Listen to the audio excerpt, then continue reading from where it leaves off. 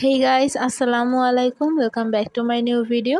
আজকের পর্বে আমি আপনার সাথে খুবই মজাদার হোয়াইট সস পাস্তার রেসিপি শেয়ার করব। এই পাস্তাটা কিভাবে আপনারা খুব সহজেই তৈরি করবেন সেটা রেসিপিটি আজকে শেয়ার করব। তো চলুন শুরু করা যাক। তো প্রথমে আমি এখানে পাস্তা সিদ্ধ করে নিব। তো আমি এখানে পাস্তাগুলো দিয়ে দিয়েছি। তো পাস্তাটা সিদ্ধ হতে প্রায় 7 থেকে 8 মিনিটের মতো সময় লাগবে। তো আমি একটু চেক করে নিচ্ছি। আমার পাস্তাগুলো কিন্তু সিদ্ধ হয়ে গেছে। তো এবার আমি এই পাস্তাগুলোকে উঠিয়ে নিচ্ছি। আমি এই পাস্তাগুলোকে একটা স্ট্রেনারে নিয়ে নিয়েছি। এবার আমি এখানে প্রায় 2 টেবিল চামচের মতো সয়াবিন তেল দিয়ে দিলাম। এবার এটাকে ভালোভাবে মিশিয়ে নিচ্ছি, এতে করে পাস্তাগুলো একটা গায়ে লাগবে না।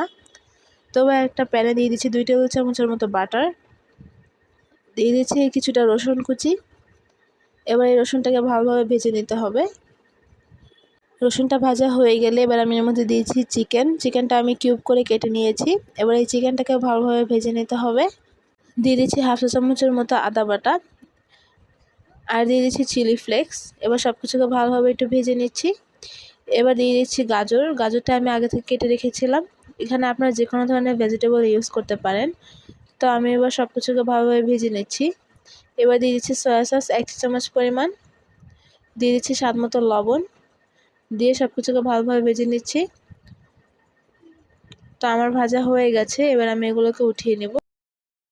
এবার আবারও একটা প্যানে দিয়ে দিচ্ছি প্রায় 3 টেবিল চামচের মতো বাটার। তো বাটারটাকে একটু মেল্ট করে নিচ্ছি। তো বাটারটা কিছুটা মেল্ট হয়ে গেলে এখানে আমি প্রায় 2 টেবিল চামচের মতো ময়দা দিয়ে দিচ্ছি। এবার এই ময়দা আর বাটারটাকে ভালোভাবে ভেজে নিতে হবে। তো এটা ভাজতে ভাজতে যখন এরকম একটা কালার চলে আসবে তখন আমি এর মধ্যে দিয়ে দিচ্ছি চিলি ফ্লেক্স। তো ময়দাটা ভালোভাবে ভাজা হয়ে গেছে। এবার আমি এখানে অল্প অল্প করে তরল দুধ অ্যাড করব। তো আমি প্রথমে অল্প একটু দুধ নিয়ে নিলাম। এবার এটাকে ভালোভাবে মিশিয়ে নিচ্ছি। তো এবার আমি বাকি দুধটাও দিয়ে দিলাম। এখানে আমি হাফ লিটার থেকে কিছুটা কম দুধ ইউজ করেছি। এবার সব কিছুকে ভালোভাবে মিশিয়ে নিচ্ছি।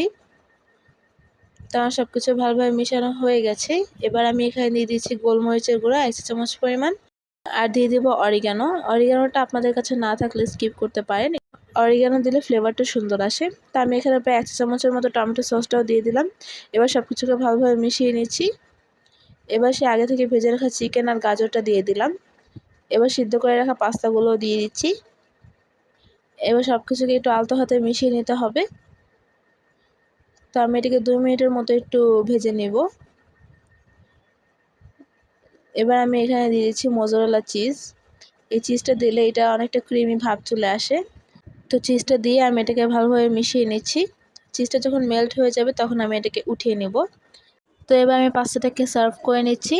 তো ব্যাস তৈরি হয়ে গেল মজাদার হোয়াইট সস পাস্তা। আপনারা অবশ্যই এটি বাসায় ট্রাই করবেন এবং কেমন লেগেছে তা আমাকে জানাবেন। আজকের রেসিপিটি এ পর্যন্তই। ভালো লাগলে অবশ্যই লাইক কমেন্ট শেয়ার করবেন। আল্লাহ হাফেজ।